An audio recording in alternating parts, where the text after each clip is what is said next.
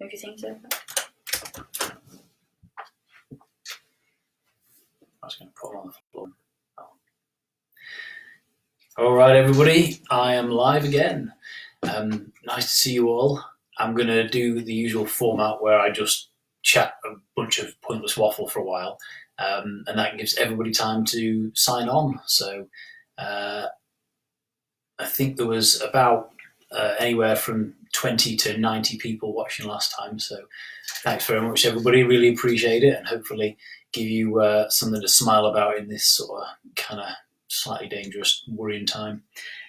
Anyway, Rue has provided a very beautiful backdrop. We actually have, it's quite delicate. Behind here there is a screen that we found on the side of the road, because in Australia every few months the government comes around and collects all sorts of trash from the verge, and so you're allowed to put out huge things: washing machines, fridge freezers, beds, mattresses, all sorts of crap.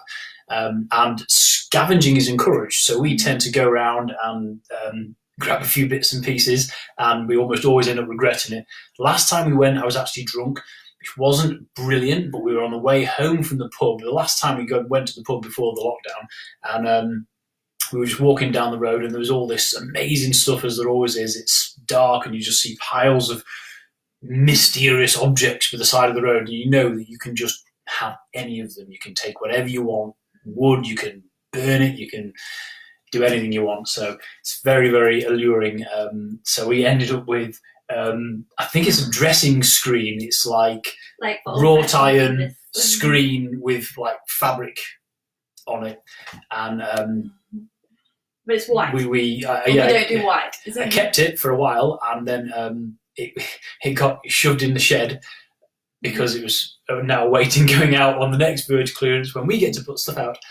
But then just realised it's the perfect thing to do a bit of sound blocking and stop this kind of whole echoey thing that's going on. I can't do much about the pixelated quality. I think that might be to do with the camera being really, really good on my beautiful big shiny iMac, and the internet here being like pretty shit. So my next time, if this video is a bit pixelated, next week we'll try just using the phone, because I mean, surely that's going to work. Anyway, the mess. Sorry, I don't know if you can actually see. It's just in the little corner there.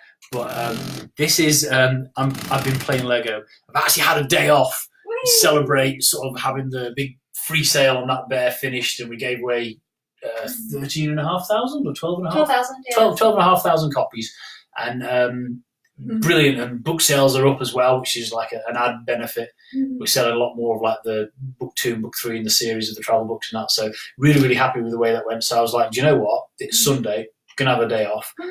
So I spent the whole day playing with my Lego. Yes. And I've built. So I'm going to show you what I've built, because I'm quite chuffed. So this is. Yeah, I know this is why you watch this. And also you're watching Lego Masters? Yeah, Lego Masters is on. It's a huge deal here at the moment. This is as exciting as our lives get. Anyway, so this is the legs of a big robot. Hooray! So it's going to be about 2 feet tall when it's finished. And anyway, that's what I've spent most of my day building. Worth it. You wonder how productive my days are. It's Sunday. Some more than others. You're allowed to. Anyway, right, so I'm going to crack on with the reading, giving you guys a few minutes for everybody to sign in and listen to me waffle bollocks. So I was a bit torn, because I had a few options for different chapters that I thought about reading, and most of them ended up being quite short, because this is a book of extremely short chapters. So I was looking to find a long one, and this one occurred to me. We'll see how long it takes, whether or not I read another one after it, but probably just this one, because it is quite big. It's an iconic moment in my time in Ecuador. We had, as you probably know, a bear cub called Osita. I'm thinking she was about 3 years old from memory, and she was almost fully grown. They're pretty much full grown at that size, but they're a very small species of bear. She was an Andean spectacled bear. They're absolutely gorgeous.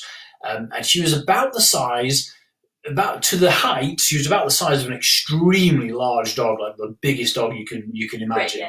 Great Dane. Yeah, like a super huge husky or Great Dane. But in mass, she was just much bigger. She weighed at least twice what I weighed. Rotund. So yeah, she was a fat little bugger, basically.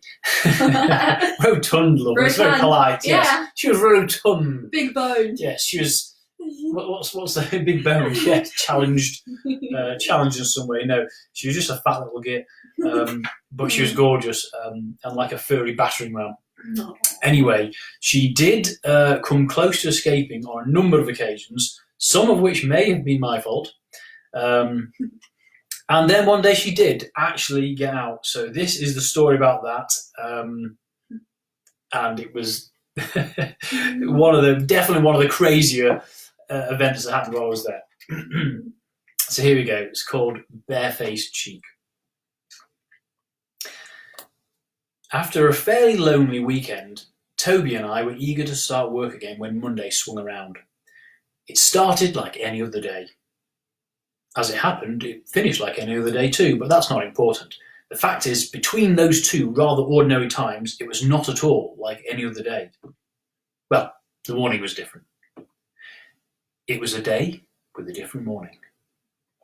We were halfway through the 7 a.m. feed when the alarm was raised, which happened fairly frequently at Santa Martha and usually took the form of someone shouting, "Shit, shit, shit!" at top volume. Toby and I legged it down the road to see what was up, leaving a cage full of hungry monkeys beating each other with our wooden spoons. The problem wasn't hard to spot. Around the corner that led down to Osita's enclosure, there was a tall tree growing halfway down the hill, with a large bear cub at the top of it. Now, even in Ecuador, bears don't grow on trees, and anyway, those native to our area had long since been endangered into endangerment. Sitting coolly up that tree with a triumphant grin on her face was our bear cub. Oh, bugger. My first panicked thought, what the hell was she doing out of her enclosure? Answer, simple. She was climbing a tree. Idiot. Next thought, how? How had she gotten out? Had I locked it properly yesterday? Of course, even I'm not that dumb. Well, not twice. Had she been let out in the night by someone else? Or jumped somehow despite the electric fence? Not that any of this mattered. There was only one pressing problem which definitely merited a triple ship warning. How, in the name of all that smells fruity, were we going to get her back? We joined Johnny, Jimmy and Danilo in a meeting of the minds, which I appreciate is a bit of a contradiction in terms. I was thinking containment. While Osita looked quite at home in the tree, more worrying was the prospect of her getting bored with it and climbing down. She could romp over the whole valley and there wasn't a thing we could do to stop her. If she ended up on some other farmer's land, she'd be shot without question. And there were no boundary walls or fences, at least nothing that would give her more than 10 seconds pause. Osita was a master climber, which was another difficulty in itself. She could hide in the trees in the most impenetrable areas of forest and be gone again by the time we cut our way through to her. All in all, it didn't bear thinking about. To my mind, we simply had to keep her in that tree. Jimmy spoke up. "Let's get her out of that tree," he said. I stared at him amazed. "No!" I groped for some pidgin Spanish phrases. I sit at tree with food. She likes food. She likes me. She come to me." Ha! Jimmy wasn't convinced. Logic wasn't really his style. The whole group headed for the tree while I suggested loudly that someone go and get some food. No one did, of course, and I was too afraid of missing what would happen next to go myself. I had a nasty feeling it would all be over by the time I got back, and probably not for the better. Jimmy's more masculine approach to problem solving was about as subtle as a kick in the bollocks. I wasn't disappointed. As we neared the tree, the Ecuadorians ploughed through the undergrowth, shouting at Osita as they went. The bear, not being blind and deaf, quite predictably saw them coming. She had two options, stay or go. She went. Out of the tree and down the side of the valley with breathtaking speed. It took more breath for us to follow her, not to mention time. As we cursed our way down the steep forested slope, she was already climbing the one opposite. Neither Jimmy nor Danilo seemed to appreciate the flaw in their tactics. They raced across the bottom of the valley like two 10-year-olds about to lose their football. I was buggered. Even running downhill at this altitude was really difficult. Running uphill would be almost impossible, and running in any direction through heavy undergrowth was just guaranteed to result in a big mouthful of the ground.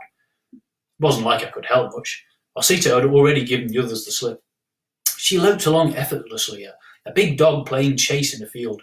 She changed direction a few times and ended back up at the bottom of the valley, leaving the two heavily panting Ecuadorians stuck halfway up the far slope. From where I stood, I could watch the whole drama unfold. Bear run up, then run up. Bear run down, then run down. Bear run sideways. It was like watching Scooby-Doo. At any moment, I expect to see Danilo run past wearing a bear head and chasing Jimmy, or Osita tiptoeing along underneath an enormous vase. All of a sudden, the shouts drew nearer. She was heading in my direction. Then she wasn't. I'd almost recovered, and the small surge of adrenaline powered little cogwheels in my head. I decided heroically to stay put and wait, figuring she might come towards me again. It beat the hell out of running back up the hill, since I was inevitably at the bottom. And then she did. I was ready. She thundered towards me, I mean right at me, then right past me, and shot on up the hill. It was only then it occurred to me, what the bloody hell was I going to do to stop her anyway? Rugby tackle her? Spank her with a rubber welly? We all know what happens when a bear hits you doing over 30 miles an hour. We were a long, long way from the nearest A&E department. Then, looking up the hill, I saw a tractor-driving dude driving cattle for a change. Unfortunately for him, he was driving them along the road right above me, and that meant he was about to have an unexpected visitor. I bawled at the others, but they were still miles away. I could only watch in horror as Osita crashed through the herd like a giant hairy bowling ball, scattering cows in all directions before plunging back down the hill again. The air filled with moos of dismay. But as she barreled back past me, we finally had the break we needed. She ran not into the main part of the valley, but through an old gate into a disused enclosure. It had previously been a deer paddock, so it was huge with a ridiculously high fence. Perfect. I jogged casually over, swung the gate closed behind her, and I had just enough breath to let out one yell of triumph. Then I parked my ass on the grass. By the time the others arrived, I was reclining comfortably, and there were cows everywhere. Toby turned up last. He'd been back to the house for a net and a tarpaulin. He even had a couple of bananas. It was good to know one person was thinking, and even better to know that it was Toby. Jimmy probably would have come back with a chainmail vest and boxing gloves. The bosses held a hasty conference before entering the paddock. I nodded grimly at the serious tones of their voices without actually understanding what was being said, not like it mattered. From past experience, I doubted they were crafting an ingeniously subtle yet infallible scheme. Meanwhile, Osita was climbing the fence. It was this new danger that finally broke up the meeting, prompting us to pile into the enclosure, yelling. Losing her was suddenly less of a problem. The fence she was climbing led into the fat puma's enclosure next door, and that was just a disaster waiting to happen. King Kong's love child versus the Godzilla of couch potatoes. Even Jimmy wouldn't dare breaking that up. We attacked the fence to scare her away, so she bolted across the enclosure. As we gave a collective sigh of relief, Osita found the bottom of a massively tall, extremely skinny tree and effortlessly ran all the way up it. From the top, she grinned down at us, clearly pleased that she remembered just how crap we two-legs were at climbing trees. It didn't improve Jimmy's mood any. Did I mention his general lack of subtlety? He called for someone to fetch an axe. No, I shouted. It struck me as a fairly bad idea. I was pissed off too, we all were, but I kind of wanted to keep the bear alive. Jimmy explained that she'd soon get out of the tree when she realised it was being cut down, but I was worried she might not quite understand the process involved in using edged tools. She was very clever for a bear, and she'd soundly beaten all of us so far, but Jimmy seemed to be crediting her with more intelligence than he had himself. Then I caught my name. What? I asked suspiciously. You like to climb trees, Johnny said. Climb the tree. Oh shit, I thought. Johnny had actually read my application form. I knew I shouldn't have put that on it. Unless he was referring to that time in Osita's enclosure when I cut down a tree whilst I was still in it. This tree was about as thick around as my forearm and about as tall as 1,000,000 of me stood on top of each other. Well, okay, that's a slight exaggeration, but it was a very tall tree. The bear at the top of it looked more like a cuddly toy than ever. Except she weighed more than I did, was significantly stronger, had 4 legs and a head full of sharp things.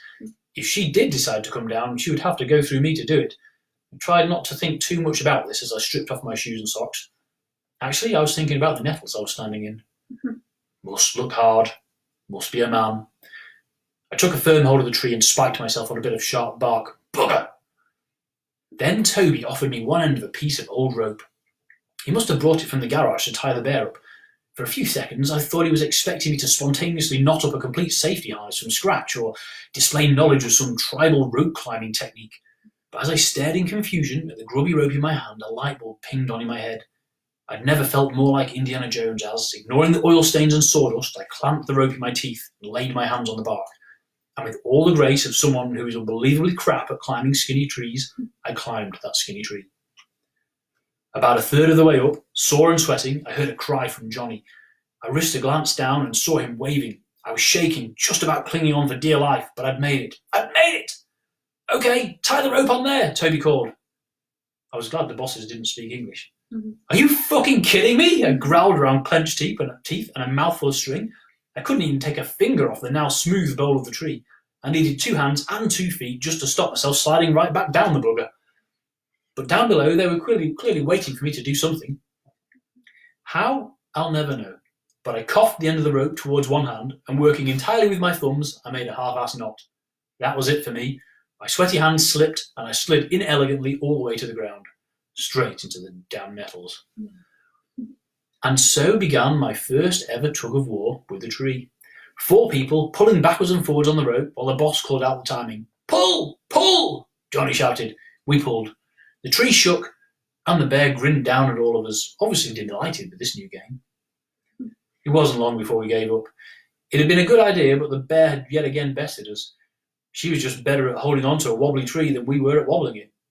I suggested food again, and I even stood at the bottom of the tree for a few minutes with a handful of slightly squashed banana, but apart from looking vaguely stupid and getting my hand all sticky, I achieved nothing. The ball was back in Johnny's court. By the time I'd cleaned the goo off, Danilo was already up the tree as far as my rope, running up hand over hand like a partially shaved monkey. He deftly picked at the knot with 2 fingers, and as his whole body hugged the tree, then taking the rope in his teeth, he swiftly climbed another body length before tying it back around the now alarmingly slender trunk.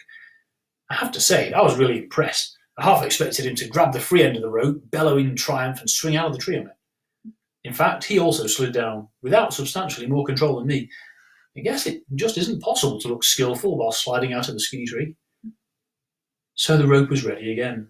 We had almost 5 feet of extra leverage, clearly an important factor when squaring off against a 100-foot tree.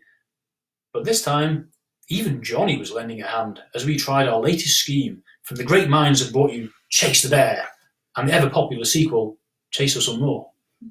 For our next trick, we were no longer movers and shakers, we were benders. 5 bodies twined themselves into the rope and prepared to take the strain. A collective deep breath was taken, and lo, the top of the tree did begin to bend. Well, that was just the wind. We hadn't started pulling yet. We took the strain and began to pull. No grunts of exertion were necessary at first, and the treetop was clearly moving. Bare and all, it swayed, then edged closer to the ground. We pulled harder. The tree was really bending now as our superior strength, or perhaps the extra height in the rope, began to tell. Feeling like my arms would cease to be permanently attached as soon as anyone let go, I gritted my teeth and pulled on. The top of the tree was making a crazy angle with the ground, and the bear was scrabbling around to stay upright. I would have cheered, but my whole body was taut with the effort. Slowly, the scant foliage inched closer, and closer, and closer. We nearly had it.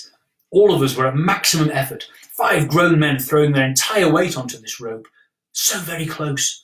If any one of us could have taken a hand off, it could almost have touched the matted fur of our quarry. Slapped her ass, maybe, or poked her in the nipples. Osita noticed this too. She looked around for inspiration and quickly formulated a plan. With a speed born of desperation, or perhaps born of being a bear, she ran down the almost horizontal trunk of the tree to the ground, across the ground for a short distance, and up the next tree over. You'd think we'd have seen that coming. I started to see the funny side of it straight away, along with the equally amusing prospect of all but one of us letting go of the rope in dismay, only to see the last person twanged into the air by the rapidly unbending tree and disappearing in the distance like Wile E. Coyote. Chuckle. Starting to laugh at this moment was not a good idea for precisely the reason described above. Recognising that somehow made it worse, and suddenly I realised I really had to let go of this rope right now. Let go, I hissed through clenched teeth. After 3, came the reply. Uno, dos, tres! 5 bodies flew through the air as we dived wildly away from the rope. The tree didn't move an inch. Well, okay, it wobbled a bit, but it stayed exactly where we'd left it. In our Herculean efforts, we'd bent it past the point of no return. I stood up and brushed the grass off my jeans, feeling a little sheepish. Around me, everyone else was doing the same, except for Jimmy. Jimmy was spitting out mouthfuls of nettles. Toby grinned at me. I grinned back. Then we laughed. Boy, did we laugh. Even Johnny joined in. Danilo walked over to the tree trunk and reached up to untie the rope, now hanging from a spot just above his head.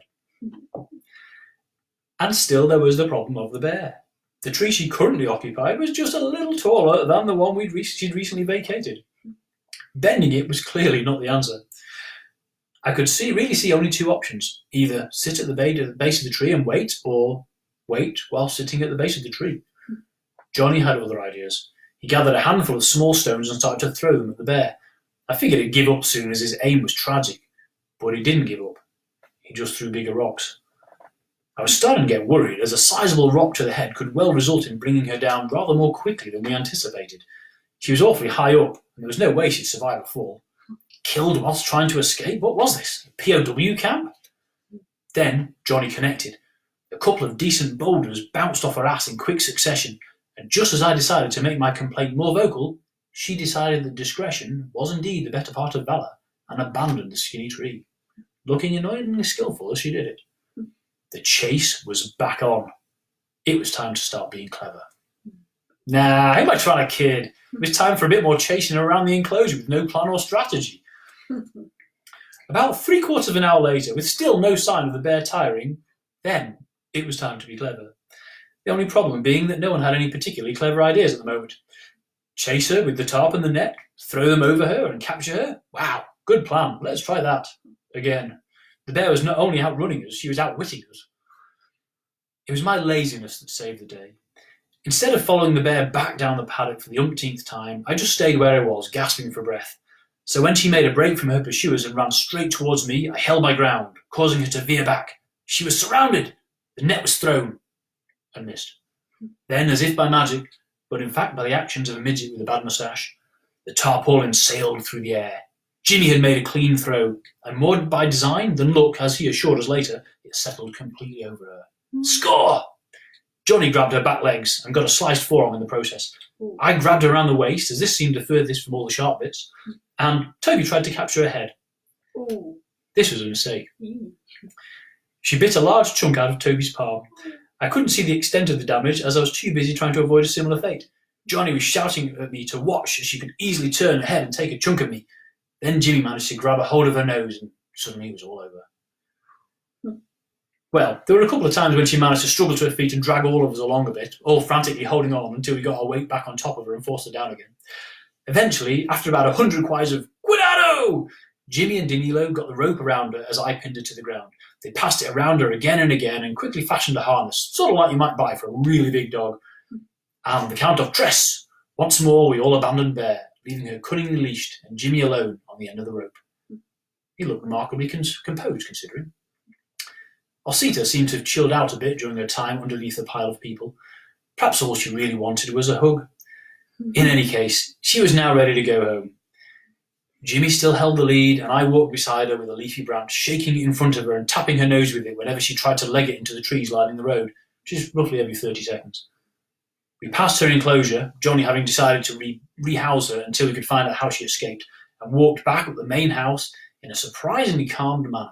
It must have been quite a sight, overgrown bear cub leading the way like a gigantic dog on a bit of string, me shaking a branch like a cheerleader, and 3 guys following slowly and trying to look macho whilst bleeding all over the place.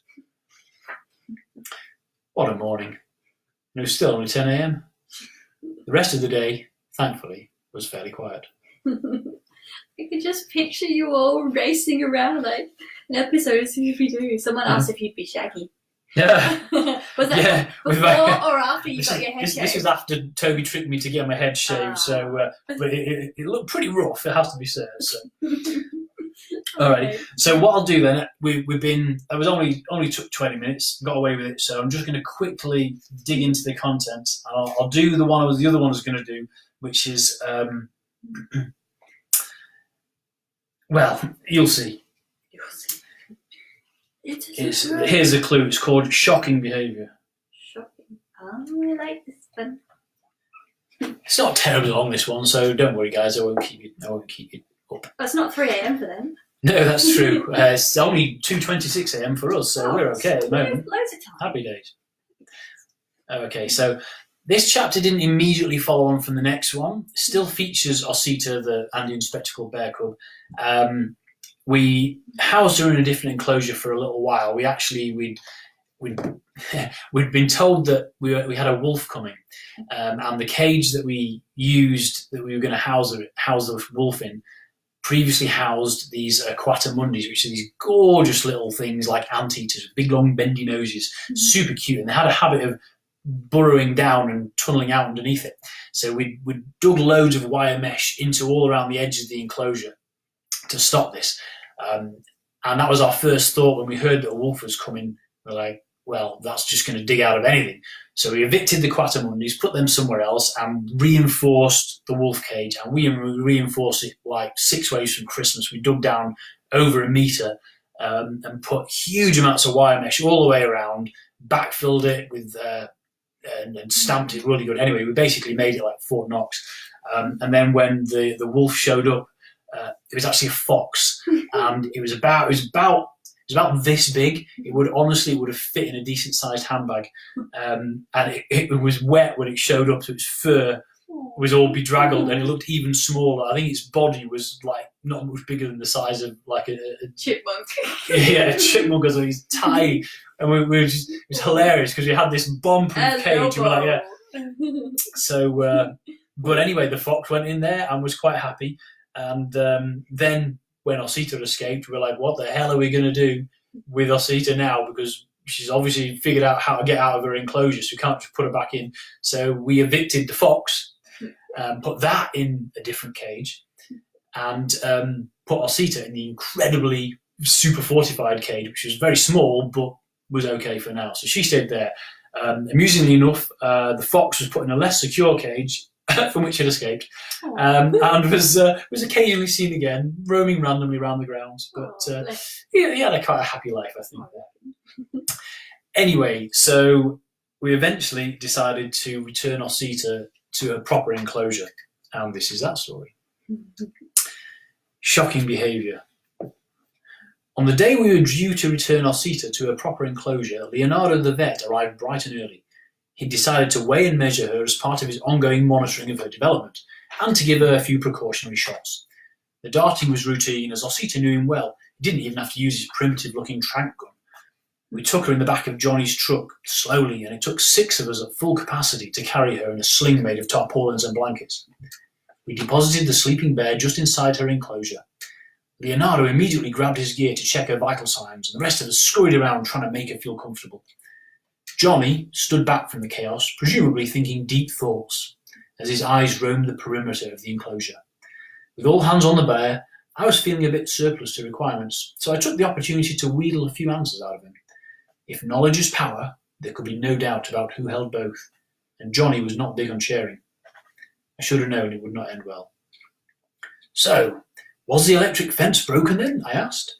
It had been the subject of much debate after the escape, since Osita had climbed out, and as far as I knew, there had been no attempt made to find and fix the problem.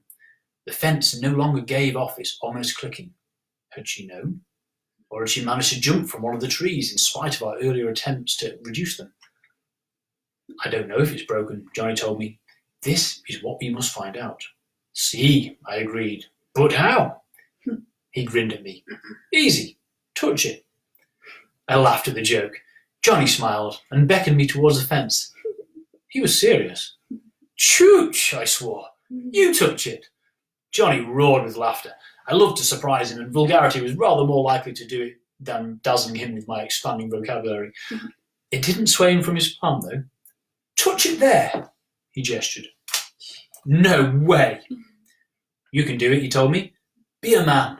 And that was it. The one challenge that could not be refused. Any threat to one's masculinity had to be immediately negated, no matter the cost. I'd worked very hard to build up my current level of respect, losing a fair amount of blood and skin in the process. But this? I'd never live it down if I refused. I contemplated the wire. There was no way out for me now. It was obvious that I'd been called on to prove myself, and no choice but to see it through. I wondered briefly what a bear-repelling jolt of direct current would do to my manhood. Give my pubic hair an afro at the very least. Slowly, I extended both hands, palms open. The threatening wire was now only centimetres from my unprotected flesh. I shrugged a few times to loosen my shoulders and took a deep breath. Then another. Okay, I announced. Here goes! But then I did nothing. False alarm. Okay, this time I'm going to do it. One more deep breath. Hopefully not my last. A wiggle of the fingers. Very important. And I grabbed it. Nothing happened. No blinding flash, no searing pain. I was alive! It's not working, I reported to Johnny, who'd been watching my preparations with a tolerant smile. No, he frowned in response. Not working. Johnny looked thoughtful. Then we must find out where it is broken. Touch the next section. It was 3/4 of the way around the enclosure that I got my first shock. I'd become complacent by then, having long since gotten over my initial fear. 30+ sections of fence had surrendered themselves to my embrace with less drama than a keto football match. My ears had registered the slight click as I stood at the lowest point of the enclosure, surrounded by bushes, and on the bear's side of the fence, but my mind paid no heed to it. I convinced myself this whole ridiculous task of scrambling around the enclosure, testing the fence, would come to nothing. There was probably a burnt-out generator somewhere that needed a good kicking and nothing more. I reached lazily towards the wire. There was a massive bang, and I was lying in a bush a few feet away, impaled on thorns, and utterly confused as to how I'd gotten there. Johnny held me up and put his finger to his lips. I plucked a thorn from my backside and listened. Click, click, click, click! The fence is working! Johnny nodded. A key. Here, he pointed. There was a short pipe jutting out of the closest fence post, with a strip of rubber wrapped around the end. The electric wire was looped tightly around the pipe, only not around the rubber bit. It had slipped down a fraction and was now directing the rest of its voltage straight through the metal post and into the ground. We studied the problem in silence for a few seconds. It was obvious what had to happen to solve it, just not how to do it. Not to me, anyway. Johnny had that worrying look in his eyes, like he was about to explain something he considered very simple to me. He made a gesture that I used in high school to signify sex. Smooth. Then pointed to the offending pipe.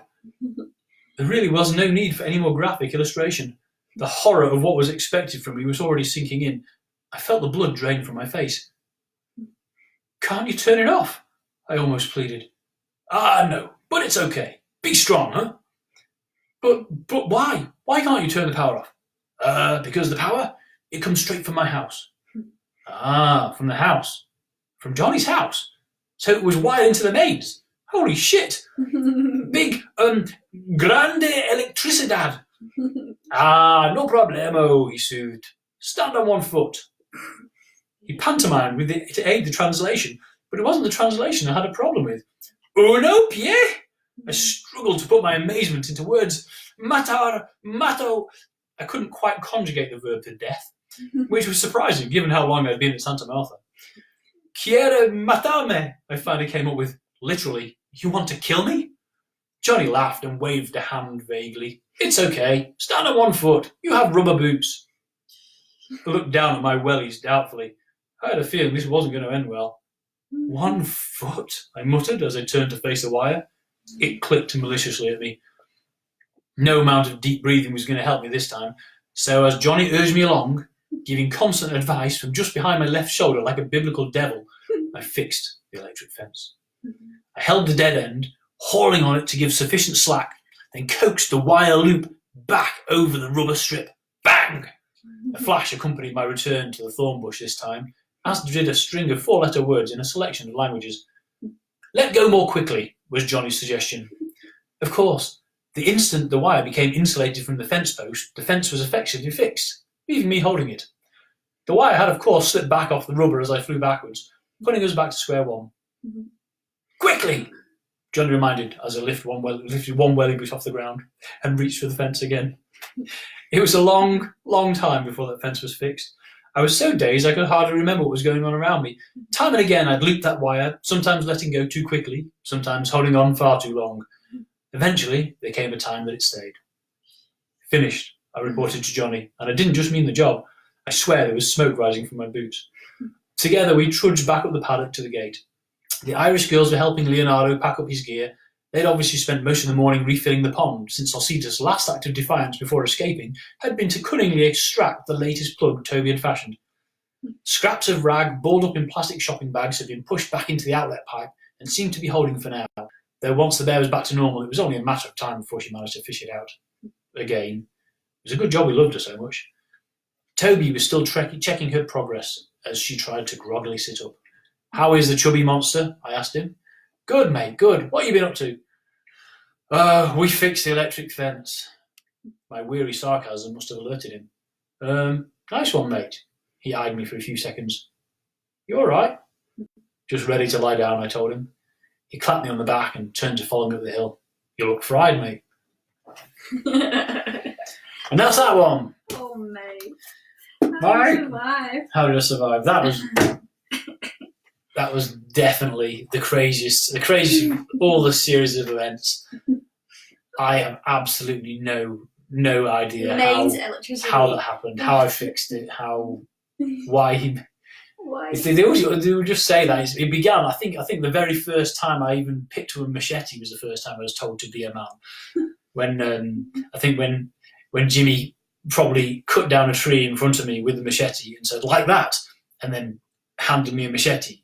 And I was like, "I can't do that." And he was like, "Yes, you can, be a man." Uh-oh. And I learned straight away then that you couldn't turn that down. Once the challenge was thrown, there was no opportunity for backing out. Yeah, so led me to do a great many very stupid things in Ecuador.